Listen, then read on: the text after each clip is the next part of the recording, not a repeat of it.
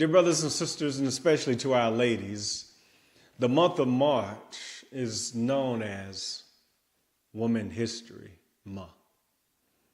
It's known for a lot of things, of course, March Madness, which deal with a lot of sports, but this is our opportunity to celebrate all the things that women are doing. It gives us an opportunity to say to all of the women, we appreciate you and we appreciate all of the things that you are doing. And to all of my ladies who are making it happen, to all of my ladies who are making moves, to all of my ladies who are climbing the corporate ladder, to all of the ladies that are taking care of the family, to all of the ladies that are juggling all the things that are going on in their lives, I just want to take a moment to celebrate you and to say, go girl. I want to take this moment and say, you go girl. That's right. You go ahead and do the things that God has called you to do.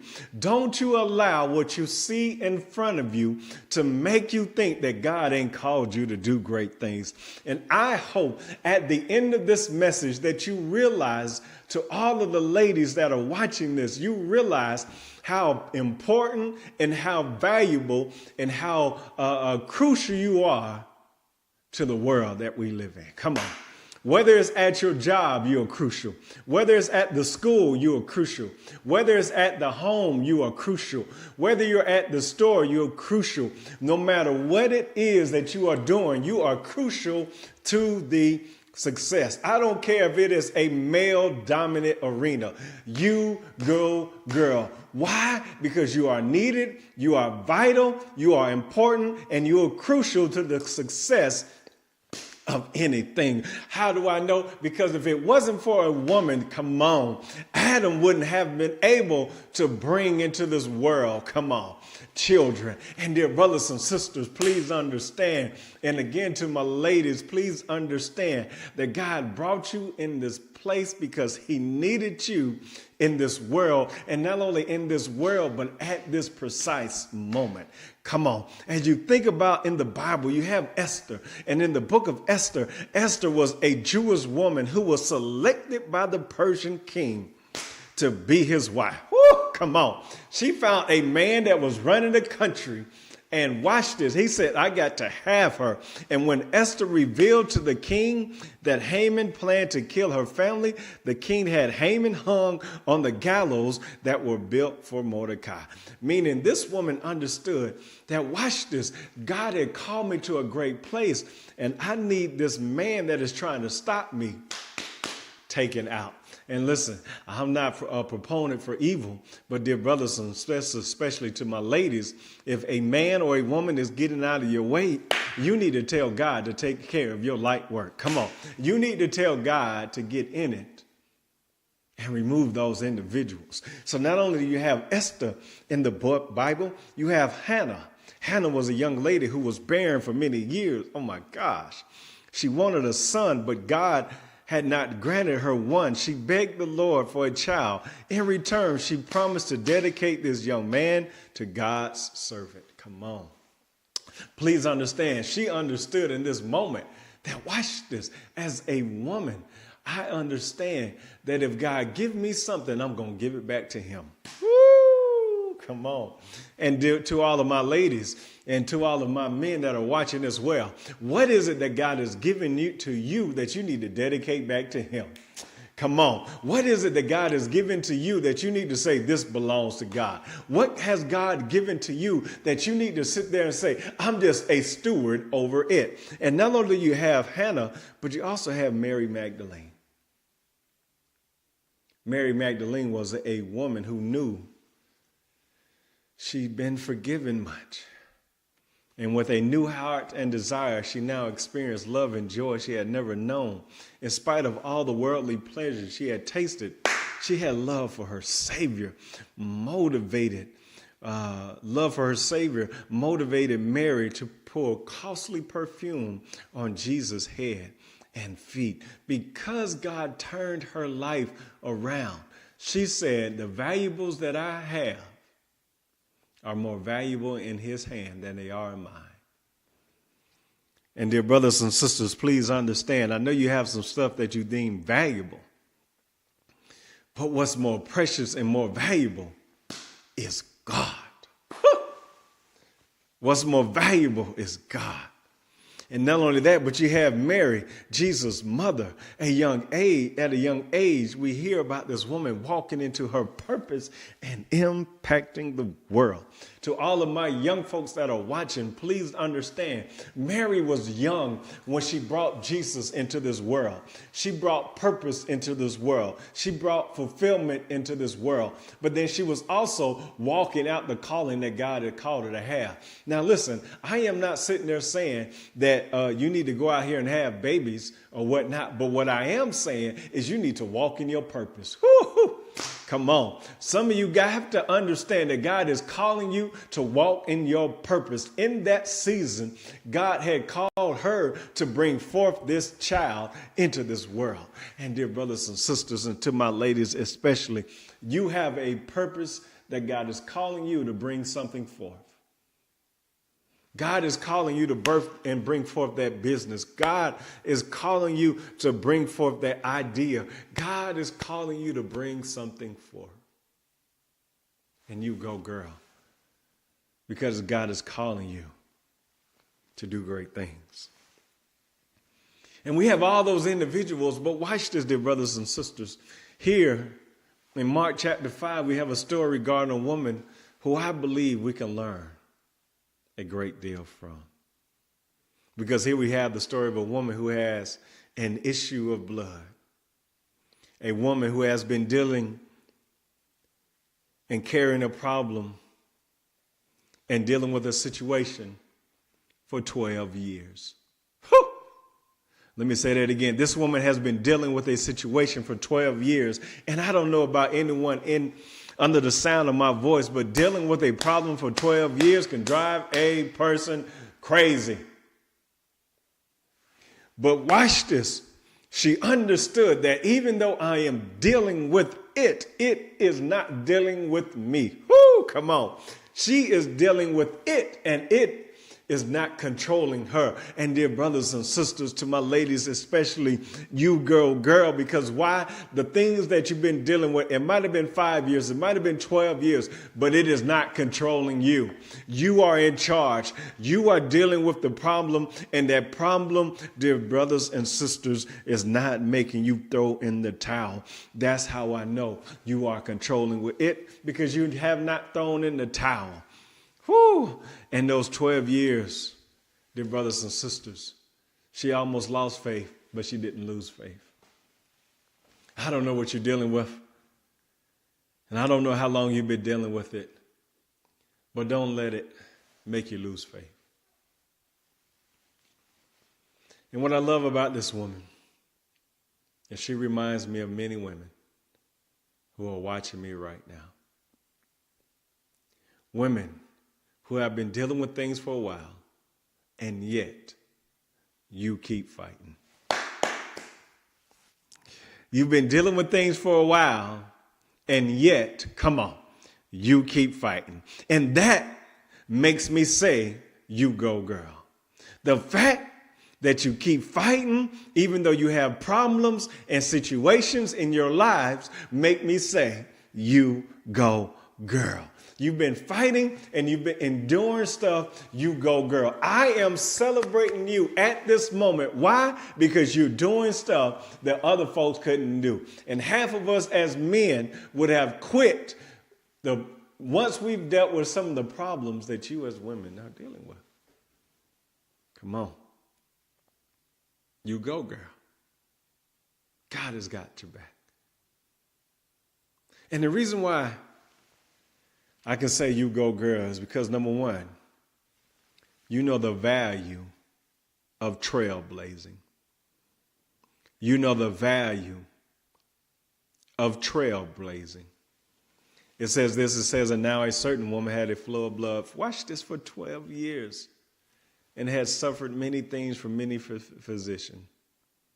She had spent all that she had and was no better, but grew worse. So, dear, please understand this. This woman searched out physicians because she had an illness. And even though she spent all she could, her situation never got better. This woman had a natural problem, but it took a spiritual answer to deal with her natural problem. Whoo, come on. Let me say that again. She had a natural problem, but it was a spiritual solution. Come on. The reason why some people are frustrated is because you have natural problems and you're dealing with some of those problems in a natural fashion. Come on. Some of you are fighting it in the natural and not in the spiritual. And if you're going to be a trailblazer, if you're going to be the one that God has called you to be, you got to take a route that other folks, come on, are not taking. You have to go a direction that other people are not going. And as trailblazer, you set the path. Come on. You know the value of being a trailblazer. You know the value of being the individual that will make things easier for other folks. How do I know? Because it said this woman watched us touch Jesus, and she touched him at a fashion that he stopped in his track. Whoo, come on. Trailblazers are able to make other folks, come on, pay attention to them. Come on. Some of you are trailblazing the fact that you have become, watch this, the first millionaire. Some of you are trailblazing the fact that some of you are the first individuals to not get divorced. Come on. Some of you are trailblazing at the fact that you're the first individual in the family to get your degree. You, dear brothers, and to all of my sisters, you are trailblazing. You know the value of going a route that other folks are not going. Whew, you are a trailblazer. You know the value of going in a direction that nobody else is going. You sit there and say, hey, I see all you all are going this way, but have you thought about doing this? Have you thought about doing that? Come on. Because this woman said, watch this, if I may touch his garment. Why is that important? She has no evidence of this being done. Y'all missed that. Nowhere in previous scriptures, nowhere in previous history to where we hear to where other individuals have touched the hem and got healed. But she was the first to do it. Some of you don't have manuals. Some of you don't have reference points. Some of you don't have cheat sheets to do what it is that God is calling you to do. And you are a trailblazer because you are doing it in a fashion that nobody else is doing it. You're a trailblazer. And ladies, please understand that we need to be like this woman. And you must continue to be like this woman. To not allow the pain that you are dealing with to stop you. Why is that important? She blazed the trail even while she had issues. Meaning, sometimes you can't wait for everything to get right. Sometimes you can't wait for everything to align up. You have to sit there and say, I'm going if I'm crawling. I'm going if I'm limping. I'm going if I'm on crutches. I am going if my back hurt. I'm going if I don't have peace. I'm going if I don't have joy. I'm going if I don't have the support. This woman went with the pain even being on the inside of her. And ladies, can you go even when the pain is on the inside of you? Whew! You go, girl. Why? Because you know the value of trailblazing. And not only do you know the value of trailblazing, but you know the value of the teacher. You know the value of the teacher. It says this, when she heard about Jesus, she came behind him in the crowd and touched his garment. For she said, if only I may touch his clothes, woo, I shall be made well. Immediately the fountain of her blood was dried up, and she felt in her body that she was healed of the affliction. Come on. So she was willing to focus on Jesus and forget about the people to get what she wanted. Whew, you go, girl. She stopped worrying about people and she focused on the teacher. Ladies, stop worrying about people. Stop worrying about who's on your side and focus on the teacher. She sat there and said, I am staying focused on the task because I understand that God has called me to do this. Come on. You go, girl, because I say this to you because watch this. She doesn't care if people or obstacles were in the way. And you, ladies, don't care if obstacles are in your way. Why? Because you are willing to move through. You are willing to move over. You are willing to move under. You are willing to move around those obstacles to reach your desired goals. She focused on the teacher. Who is your teacher? Woo! Uh-oh. Who is your teacher? Because who you focus on, that's the individual that is teaching you. Whoa. Who you are focused on, that is your teacher. The person that has your attention is your teacher. Is that bad relationship? Your teacher. Are those growing pains your teacher? Come on. Many of us are allowing the wrong things to teach us. And she focused on the teacher. What do you focus on? Because watch this, it says, when she heard. When she heard. This is so important because the last thing I remember, and one of the things that I've mentioned to before, is Jesus asked his disciples, what are people saying about me?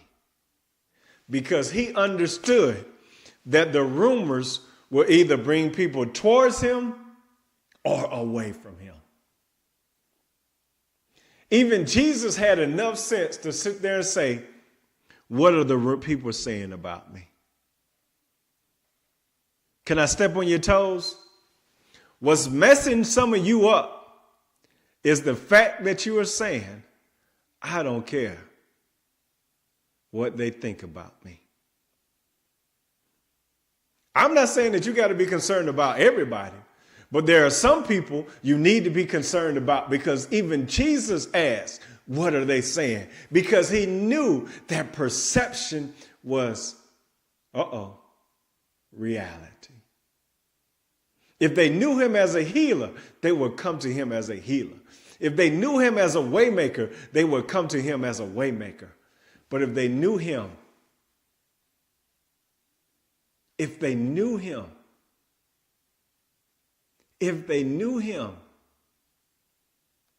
as only a person that handed out blessing, they would come to him for the wrong reasons.